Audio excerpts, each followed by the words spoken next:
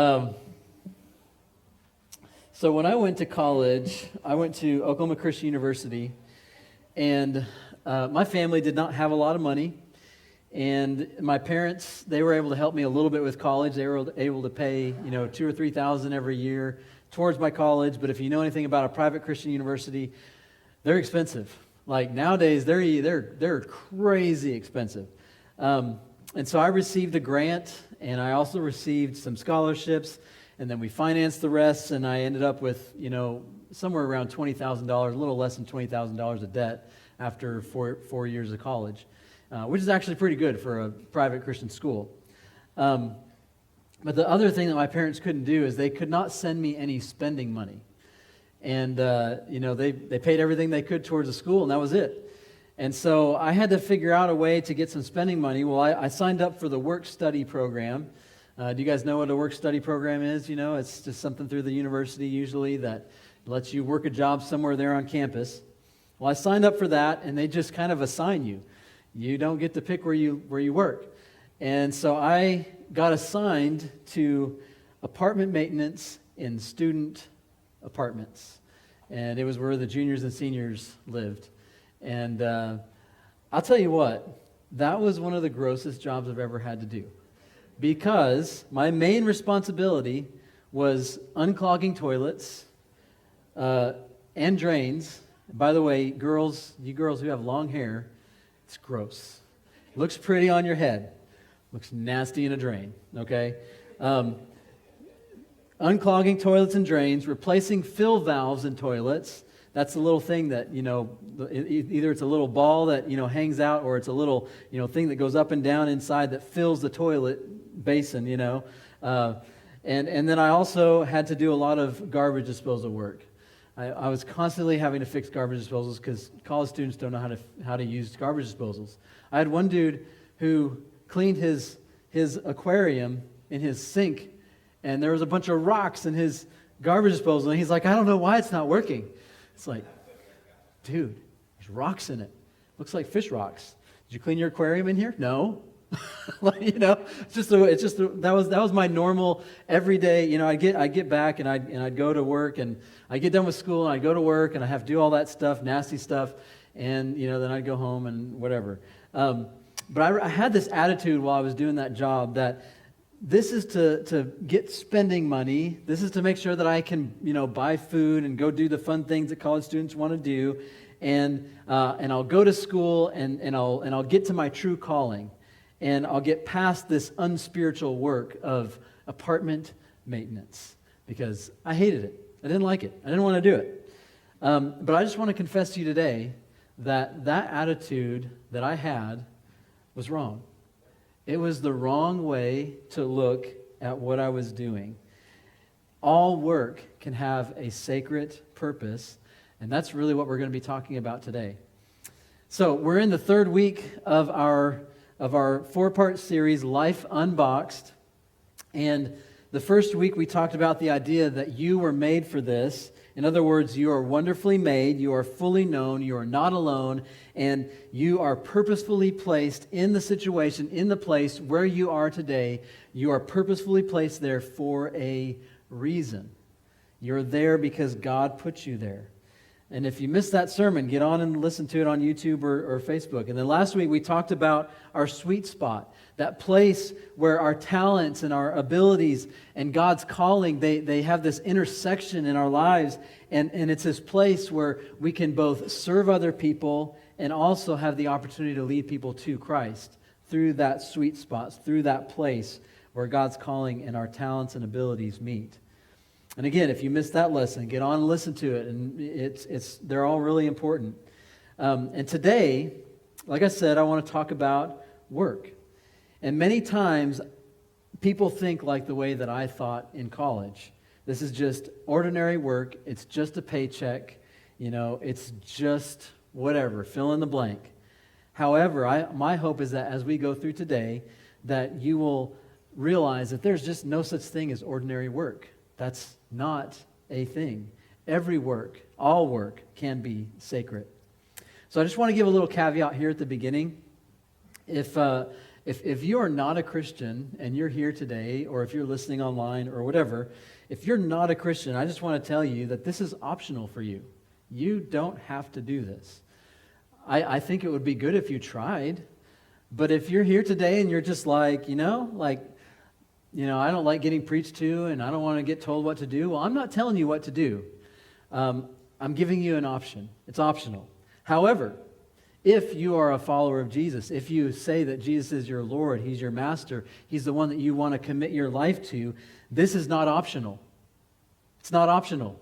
Like, don't come up with an excuse not to do it, because you are being called literally by Jesus and by his followers to live in this new and different way.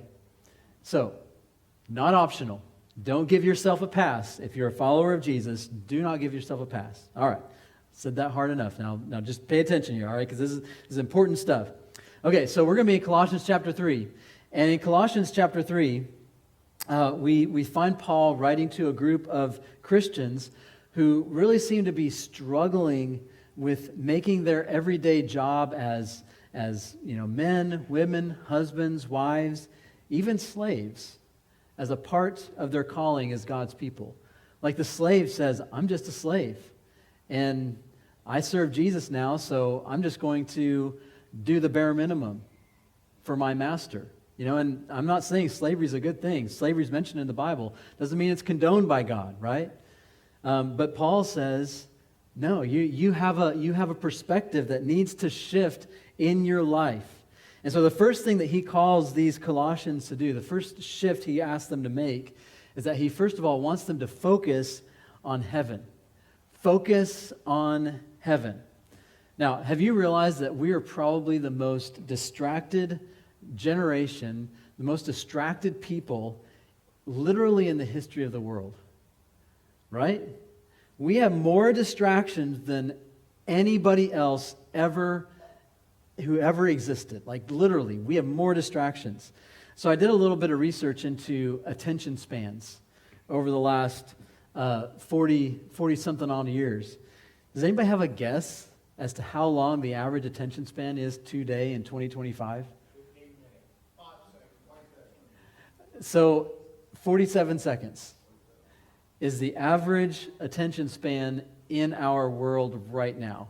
Like, what? And that's down from 2004. So 2004, when I graduated, it was 150 seconds. 2.5 minutes. In 1980, just before I was born, the normal attention span for an adult to finish a task was about 20 minutes. And so attention spans have been dropping like crazy since 1980. And so we have these things that just call us to focus on them, and we focus on them for 47 seconds. Like I think about, like I've watched people like sitting there scrolling on their phones, watching shorts, and they're just like, and it's just like, they don't even finish the short. I mean, it's a short, just finish it. But they don't even finish it. They're just going like this. And, our attention span is so short. And the only thing that really draws our attention for long amounts of time is this extremely high quality entertainment that has been literally manufactured to hold our attention for an hour or 2 hours, Like if you think about all the work that goes into the movies and the shows that you watch, like the hours and hours and hours, the writing, the scripting, the content cutting, and editing, and all that stuff. Like it's literally been engineered to hold your attention. And so some of you are even going to struggle to listen to this 25-minute sermon. In fact, I may have already lost somebody. You never know. But the reality is our attention spans just are so short. And so I think that what Paul says here is really important for us, even more important than it was for the Colossians, because we have a hard time focusing on anything. Look at what he says here. He says, since you have been raised to new life with Christ, set your sights on the realities of heaven, where Christ sits in the place of honor at God's right hand. Think about the things of heaven, not the things of earth. For you died to this life, and your real life is hidden with Christ in God. And when Christ, who is your life, is revealed to the whole world, you will share in his glory. So Paul here is acknowledging to these Colossians that it's easy to get distracted by the things on this earth. And he didn't ever have a cell phone or a TV. Like, we have things that just pull us in. Like, they just focus us. I mean, how many of you have ever been, sitting there, you're just like hanging out, and all of a sudden you realize you just wasted an entire hour by scrolling TikTok or YouTube or Facebook or Instagram or Snapchat or whatever it is that you're wanting. How many people have done that? All of a sudden an hour is gone, you're like, where did he go? Did he realize? And so it's really important for us to focus on heaven. And you're probably thinking, well, how? How do I focus? And the really cool thing about Paul is a lot of times if you're just interacting with him and you're like asking those questions, how do I focus on heaven? Because that sounds kind of ethereal and like otherworldly, and what do we do? And Paul says, I'll tell you how. First of all, you need to wage war against the sin in your life. If we're going to focus on heaven, we have got to wage war on the sin in our life. Look at Colossians chapter 3, verse 5. He says, so put to death the sinful, earthly things lurking within you have nothing to do with sexual immorality, impurity, lust, and evil desires. Don't be greedy, for a greedy person is an idolater, worshiping the things of this world. Now, again, I get pushed back whenever I'm like talking to people who aren't Christians. And they're like, I just don't like church because everybody's always telling me what to do. Like, don't tell me what to do. I just want to make my own decisions. And, I don't like it when people tell me that things are sinful and wrong. And, I just want to do what I want to do. And it's like, but look at what he's telling you not to do. He's like, have nothing to do with sexual immorality. Like, what good comes from sexual immorality? It's crazy. There's study after study after study that the people who enjoy their sex lives the most. Yeah, we're talking about sex lives in church this morning. The people who enjoy sex lives the most are the people who are in monogamous, long-term relationships. Like, that's what the studies say. The people who are going around having multiple partners and just, sowing their wild oats and whatnot, they are not enjoying their sex life. Like, sexual immorality is something that takes away some of the joy that God planned for you to have. I mean, think about greed.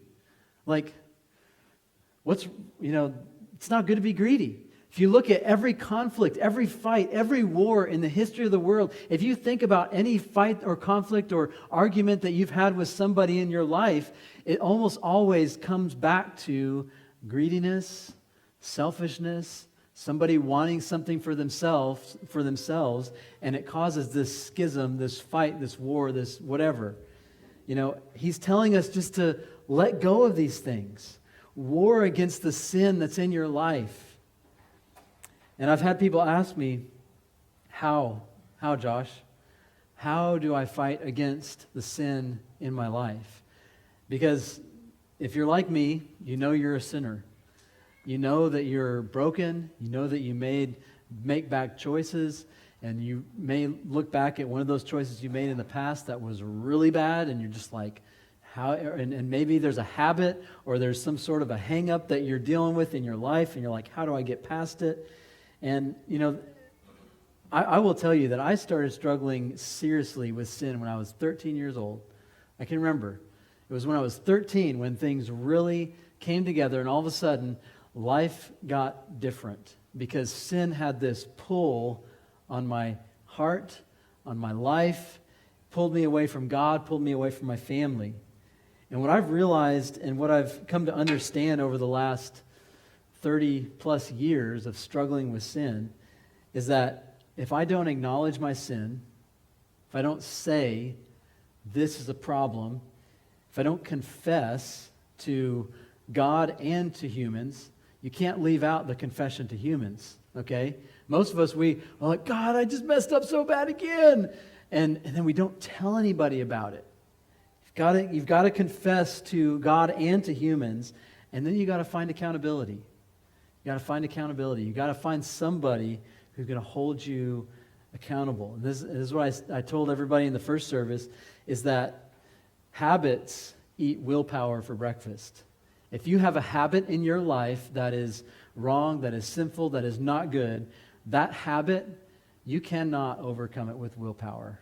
It's nearly impossible. You've got to have acknowledgement, confession, and accountability. There's got to be an effort. You've got to wage war, literally, against the sin in your life. Because when you struggle alone, the weight becomes unbearable. Have you ever struggled alone? You don't have to raise your hand. Have you ever sat there and just known the thing that was going on in your heart and in your life, the thing that you kept doing, that you kept messing up with, and you just sat there and you just beat yourself up about it? You felt horrible. You felt like you were worthless. And that's why it's so important to share the struggle with people. But the second thing, in addition to waging war against the sin in our lives, we've also got to clothe ourselves with Christ's attitude. Clothe ourselves with Christ's attitude. Look at what Paul says in Colossians 3, verse 10. He says, put on your new nature. Put on your new nature and be renewed as you learn to know your Creator and become like Him. Look at what else he says, verse 12. Since God chose you to be the holy people He loves, you must clothe yourselves with tender-hearted mercy, kindness, humility, gentleness, and patience. Make allowance for each other's faults and forgive anyone who offends you. Remember, the Lord forgave you, so you must forgive others. Above all, clothe yourselves with love, which binds us all together in perfect harmony. I think the best way to illustrate this idea that Paul's saying here is with a fireman. So if a fireman showed up at a fire with just his street clothes, and then he tried to enter the burning building or the burning field or whatever he was going into to serve as a fireman, if he walked in there with his street clothes and tried to do his job, he'd become a liability, right? Immediately he would be in danger, and the fireman would have to come and save him. But when the fireman shows up in his full gear, his identity changes. He's taken off his street clothes and he's put on his fire-resistant coat and his pants and his helmet to protect him from falling debris and the breathing apparatus that protects him from the smoke and the inhalation of that smoke and passing out, right? And then he puts on those heavy-duty gloves and the boots and everything else, and it allows him to go into that space and to save people's lives or put out the fire, one or the other, right?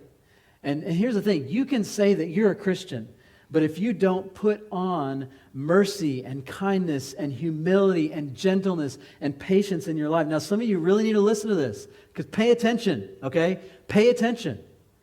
You've got to put on the mercy and the kindness and the humility and the gentleness. If you can't refuse to forgive as Christ forgave you, if you refuse to love as Christ loves you, then you become a liability to your church family. You're no longer in the trenches with them. You're called to take off the old nature, to take off those street clothes and to put on the fireman's garb to go out into the world and to make a difference and to change people's lives. That's what you are called to do. We are partners with God. But when we refuse to put on the things that we are called to put on, then we become a problem and a liability for the mission of Christ. So in addition to focusing on heaven, the second thing that Paul would say to us, so he wants us to focus on heaven, which means war against the sin in our lives, clothe ourselves with Christ's attitude. Then he calls us to view everything as sacred. In other words, everything as a way to serve God, some things that are reserved for God. Look at what Paul says in verse 17. He says, and whatever you do or say, do it as a representative of the Lord Jesus, giving thanks through Him to God the Father. And he goes on and says this, work willingly at whatever you do as though you were working for the Lord rather than for people. One of my basketball coach's favorite verses, his name was Coach Schaefer, was Colossians 3:23. He read this to us in our little devos as a team all the time, because he wanted us to know that we could play basketball to the glory of God. We could be kind, we could be courteous, we could say, I'm wrong, I'm sorry when we screw up. We could respond in love when tempers flare. How many people have been on a sports team before? Tempers flare, right? There's not a place where tempers flare more, I don't think, than sports. Just the way it is, right? And we can respond differently in that moment. We can be people who represent Christ in everything that we do. And so there's 3 ways to see everything as sacred that I want to just bring out to you this morning. There might be more than this. There probably is more than this. But I just want to focus on 3 things, 3 ideas. And the first one is this. Work is worship. Think about this. Through God's actions, we know who He is. And through our work, people know who we are. Jesus tells a parable in Matthew chapter 25. And the parable is kind of a parable that talks about the end times, when Jesus is going to gather all the people that ever existed for all time, and there's going to be the sheep and there's going to be the goats. And what you find out in that parable is that when you fed the hungry, when you invited the stranger in, when you went to visit the imprisoned, when you clothed the naked, you were actually doing those things for Jesus. And it's one of those parables that it's a little bit confusing, because these people are just like, when did we do that? When did we do that for you, Jesus? And He's like, whatever you did for one of the least of these, you did for me. In other words, they were just going about their normal everyday work. They were going about their everyday business and doing the things that they were supposed to be doing, and they were like unintentionally serving Jesus. And the reality is that we can see our work as that type of an activity, worship. You know, worship literally means to bend the knee, and we can see our work as a bending of the knee before Jesus. Everything that we do can be our opportunity to say Jesus is Lord and to impact people around us. And so as you serve your boss, as you work for your customers, as you work shoulder to shoulder with your coworkers, can you literally bow your knee to Jesus with everything that you do? Your work is worship. Second idea that I want to bring before you is that purpose can be found in the mundane. Purpose can be found in the mundane. And I know that word is kind of a big word. We don't use it very often, but it just means the ordinary, right? Purpose can be found in the normal, everyday things. You know, I know somebody who talks about how when they make their bed in the morning, they use it as an opportunity to pray. When they brush their teeth, they pray. When they, when they're just going about the normal, everyday things that they're doing, you can actually find purpose in that moment and interact with God. You know, there's somebody in our community that comes to mind with somebody who just finds purpose in the mundane. And you know, it wasn't received. I don't know if it was received well in the first service or not. But it's this guy that I just really like in our town, and he doesn't. I don't know if he goes to church. He might not. I don't know. But I remember meeting this guy. His name is Eddie Campbell, and you guys know who Eddie Campbell is? Okay, so Eddie Campbell, when I first moved to Cordell, he was working at United. And every time I'd walk into United, he like messed with me. like I'm this like one 22-year-old guy, and I just literally started living on my own with my new wife, and didn't know anything. And I'd walk in and see Eddie, and he'd just kind of say funny things and insult me. but at the same time, it was fun, right? It was fun. And Eddie worked several jobs. He worked at United, then he worked at Ace Hardware back when it was actually a lumber yard, and then his most recent job was at the school. And just everywhere Eddie went, he just brought life. You know, sometimes it wasn't the best life, but he brought life wherever he went.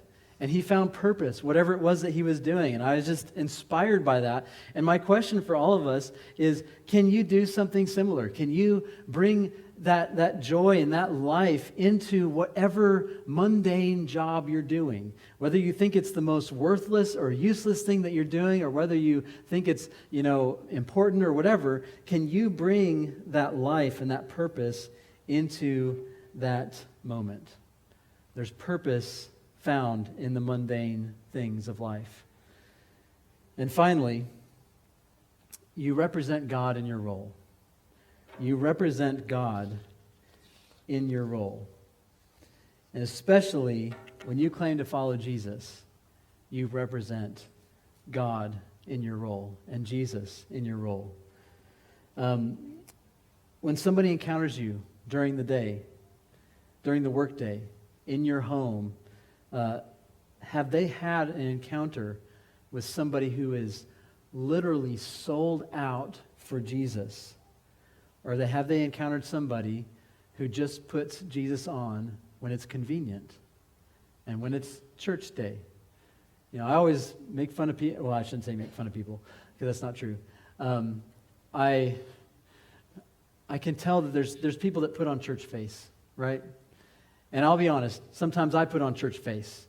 Like, my day is stinking, or my week has been awful, and I really want to walk in here and I just want to be like grumpy, and I want to sit down in a corner and I don't want to talk to anybody. Like, it happens, right? But I put on my church face, And the question is do you put on Christ when it's convenient, when everybody expects it, or do you put on Christ when life is hard and difficult and challenging? Especially in the role that you play in your job or in your family or wherever it is that you go on a regular basis, your school, the sports team, the band. Like, are you a representative of Jesus and God in that place where you go? I think that's a really important question.